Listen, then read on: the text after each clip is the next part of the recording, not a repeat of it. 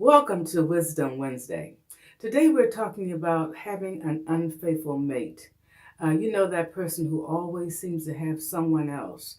There always is a triangulation going on, a triangle relationship, at least three people in it. You know what I'm talking about. So that's the infidelity that can be very painful, but it doesn't just come up, and many times people think that a person can just decide to stop it. But it could be a lifelong pattern that was learned at childhood. Many times, a child can be in a household where there are at least two of the same sexes, adults, relatives in the same household. It could be a grandmother, it can be a grandmother and a mother, or a father and an uncle, or a father and a grandfather. So the child learns how, when one parent says no, to go to the other relative who will say yes. So that pattern continues on in adulthood. Sometimes the child has witnessed the after effects of one of their parents being unfaithful and the arguments that go along with that. So that child learns from that to be unfaithful from watching that. Of course, you can have the reverse where the child decides, I will never be unfaithful. But it tends to be a learned behavior. So, how do you unlearn it?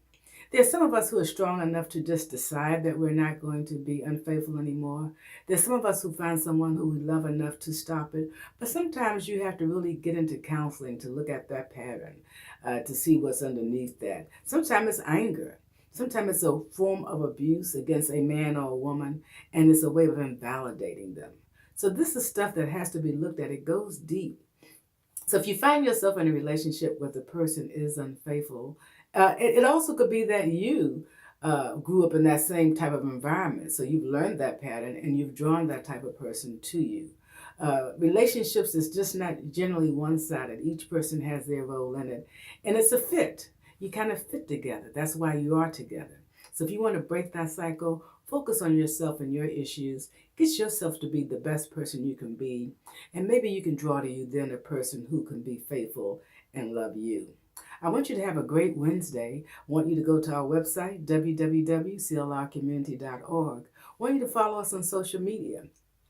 We appreciate those of you who have donated to our programs because it helps us to keep going. It helps us to continue with programs for the community. I want you to have a great Wednesday and a fantastic week.